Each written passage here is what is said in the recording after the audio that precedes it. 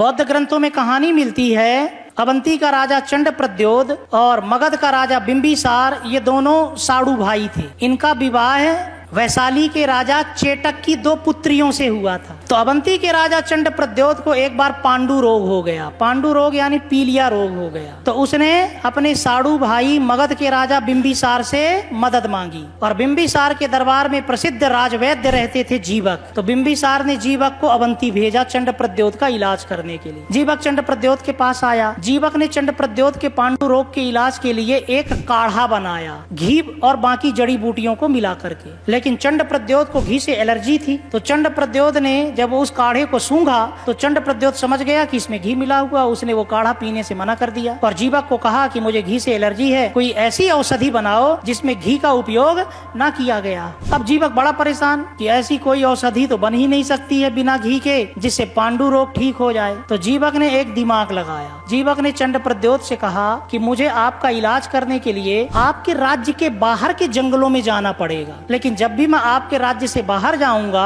आपके राज्य में फिर वापस आऊंगा तो हर जगह मुझे अनुमति लेनी पड़ेगी। तो आप अपने पूरे राज्य में ये अनाउंस कर दीजिए कि मैं जब चाहूं आपके राज्य की सीमा से बाहर जा सकता हूं और फिर से आपके राज्य के अंदर आ सकता हूं, मुझे रोका टोका न जाए और मुझे आने जाने के लिए एक वाहन दिया जाए। तो चंड प्रद्योत के पास एक भद्रावती नामक हथनी थी। चंड प्रद्योत ने वो भद्रावती नामक हथनी जीवक को दी और जीवक ने एक दिन क्या किया कि वही काढ़ा बनाया और उबाल उबाल करके घी की गंध उस काढ़े की खत्म कर दी और चंड प्रद्योत को पिला करके बोला मैं आता हूँ और भद्रावती नामक खतनी में बैठ करके भाग गए। अब चंड प्रद्योत को आधे 1 घंटे बाद उल्टियां होने लगी। चंड प्रद्योत का एक सेनापति था काक। चंड प्रद्योत ने अपने काक नामक सेनापति को भेजा कि जाओ और जीवक को पकड़ करके लेकर के आओ। मैंने उसको मना किया था कि मुझे घी का काढ़ा न पिलाना, लेकिन उसने घी का काढ़ा पिला दिया और मैं मरा जा रहा हूँ, मुझे उल्टियां पे उल्टियां हो रही हैं। काक बड़ी तेजी से जीवक के पीछे आगे बढ़ा। जीवक अवंती नामक राज्य की सीमाओं को पार कर चुका था, लेकिन रास्ते में जीवक एक जगह भोजन करने के लिए रुका। जब जीवक भोजन कर रहा था तभी काक अपने कुछ सैनिकों के साथ जीवक के पास पहुंच गया और कहा चलो,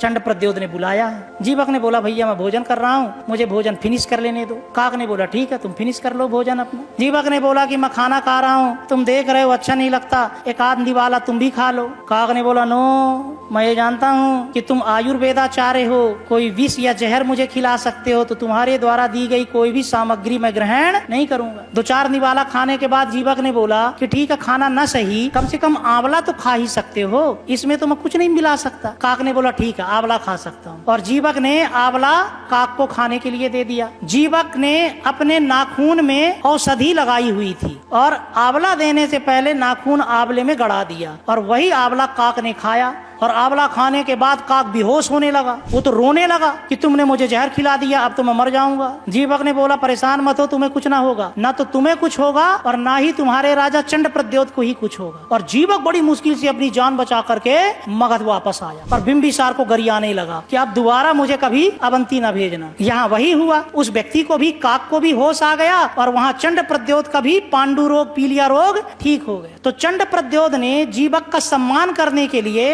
अपने एक दूत को बिंबिसार के पास भेजा और कहा कि आप जीवक को फिर से अवंती भेजिए, हम उसका भव्य स्वागत करेंगे। जीवक ने बोला नो, एक बार ढहकाए बामन वीर कहाए, मैं दोबारा अवंती नहीं जाऊंगा। तो चंड प्रद्योत ने फिर जीवक के सम्मान में शिवी देश से चीवर बुलवाया। शिवी देश उस समय पंजाब के आसपास कहीं था और वहाँ के चीवर यानी सॉल बहुत अच्छे होते थे, बहुत मुलायम मखमल के, और चंड प्रद्योत ने वही सॉल जीवक को दिया। और जीवक गौतम बुद्ध का अनुयायी था, तो जीवक ने उस सॉल का उपयोग स्वयं न करके गौतम बुद्ध को दे दी। गौतम बुद्ध हमेशा उस सॉल का उपयोग, उस चीवर का उपयोग करते रहे। गौतम बुद्ध की मृत्यु के उपरांत उनका शरीर का दाह संस्कार हुआ था और उनकी अस्थियों को 8 राजाओं के बीच में बांटा गया था, जिन पर 8 स्तूपों का निर्माण हुआ था। चंड प्रद्योत को कुछ नहीं मिला, तो इसीलिए चंड प्रद्योत के पास गौतम बुद्ध का वो चीवर भेजा गया और एक आसंदी भेजी गई। आसंदी यानी वो बिछौना जिसके ऊपर बैठ करके गौतम बुद्ध साधना करते थे, ध्यान करते थे। और इन्हीं दोनों चीजों पर, आसंदी और चीवर पर, चंड प्रद्योत की तो मृत्यु हो चुकी थी। चंड प्रद्योत की पत्नी थी गोपाल गोपाल माता, वो भी बौद्ध धर्म की अनुयायी थी। तो गोपाल माता ने ही उज्जैन के पास कानीपुरा नामक गांव में आसंदी और चीबर पर एक बौद्ध स्तूप का